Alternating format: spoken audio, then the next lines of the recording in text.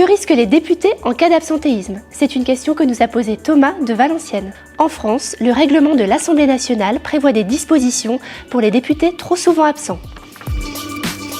Précisons d'emblée que la mission du député ne se limite pas à l'hémicycle, mais il y a aussi un travail de terrain dans sa circonscription.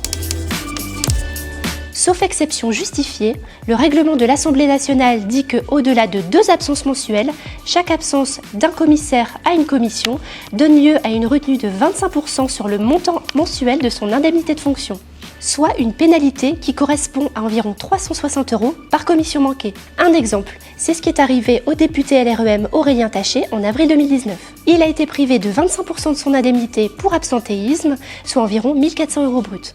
Ça, c'est pour les commissions parlementaires, mais un autre article s'intéresse aux sessions plénières. Bon, c'est un peu compliqué, pour ne pas dire de bêtises, je prends ma feuille. L'article 159 stipule que le fait d'avoir pris part pendant une session à moins de 2/3 des scrutins publics entraîne une retenue d'un tiers de l'indemnité de fonction pour une durée égale à celle de la session. Bon, vous voyez, c'est compliqué. De toute façon, ces sanctions n'ont jamais été appliquées. Mais les députés ont aussi leur petite combine pour faire gonfler leur activité parlementaire. L'une de ces combines est celle du suricate. En gros, le député se place derrière l'élu qui a la parole pour être noté au compte-rendu.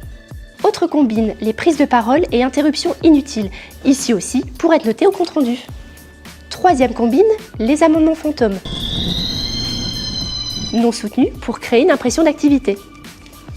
Des pratiques qui sont limites mais pas du tout sanctionnées. À la Voix du Nord, on a regardé à la loupe l'activité de chaque député de la région. Retrouvez le vôtre en flashant ce QR code.